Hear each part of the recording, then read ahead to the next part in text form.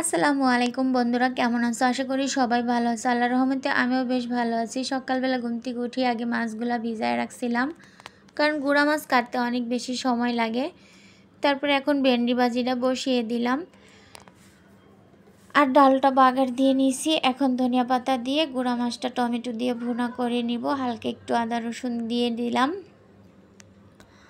তো গুঁড়া মাছ কিন্তু আমার আর তোমাদের ভাইয়ের অনেক বেশি পছন্দ। ছেলে মেয়ে কিন্তু একদমই গুঁড়া মাছ পছন্দ করে না, আর আমার মেয়েটা তো একদমই মাছ খায় না। ছেলেটা আর কি একটু খায়, তাও গুঁড়া মাছ দেখলে আর খেতেই চায় না।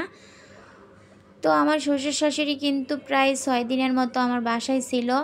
তো আমার শ্বশুর শাশুড়ি না যেই আমার বাসায় আসুক, আমার যেই কয়দিন আইসা ওরা থাকে আমার অনেক বেশি ভালো লাগে।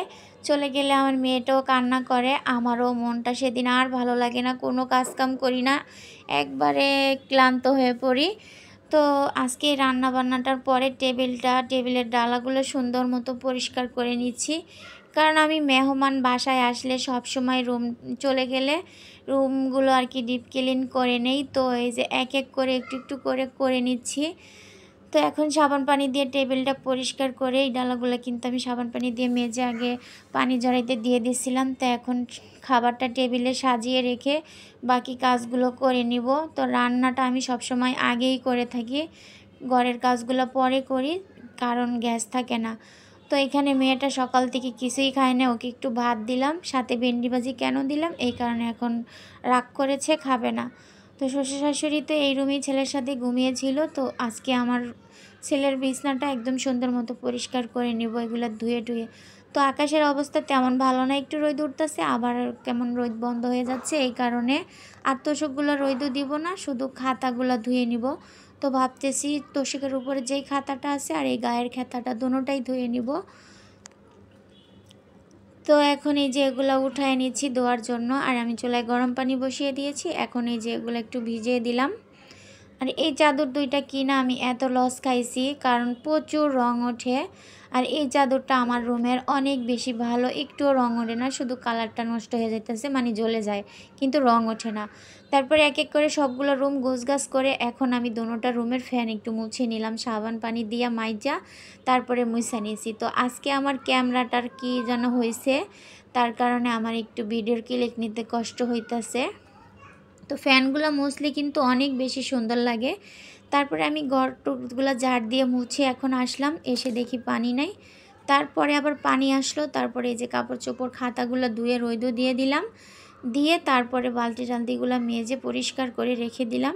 আর বালিশগুলো কিন্তু ফাঁকি দিয়ে এখানে রোদও দিয়ে দিয়েছি, যেহেতু বালিশ কিন্তু আর তোষক এগুলো রোদও দিলে এগুলোর মধ্যে ঘুমাইতে অনেক বেশি ভালো লাগে। তো তারপরে আবার পানির গ্লাস জগ যেই টেবিলটার উপরে রাখি, এখন ওই টেবিল কলরটা একটু উঠায় সুন্দর মতো পরিষ্কার করে তারপরে এখন বোতল টোতল জগ টগ এগুলো মেজে তারপরে টেবিলে সাজিয়ে রাখবো। তো এই কাজগুলো আমি কিন্তু মেহমান গেলে একটু গোছানো হয়ে গেছে। এখন এই যে টেবিলটার ভিতরে সাজিয়ে রাখতেছি। তো টেবিলটা কাগজটা পরিষ্কার করে সুন্দর মতো সাজিয়ে রেখে দিলাম, দিয়ে তারপরে এখন জগ গ্লাসগুলা সুন্দর মতো মাজা পরিষ্কার করে পানিটা ভরে নিব। তো এখন কিন্তু প্রচুর গরম, অনেক বেশি পানি লাগে। তারপরে সুন্দর মতো জায়গায় রেখে দিলাম, দিয়ে দেখি আমার ছেলেটা শসা কেটে তেঁতুল দিয়ে বিট লবণ মরিচের গুঁড়া দিয়ে মাখিয়েছে। তো আমার কাপড় চোপড় ভিজা, তো ওই অবস্থায় আমি ওদের সাথে বসে খেয়ে নিলাম। খাওয়া দাওয়া করে গোসল করে নামাজ কালাম পরে রেস্টে ছিলাম।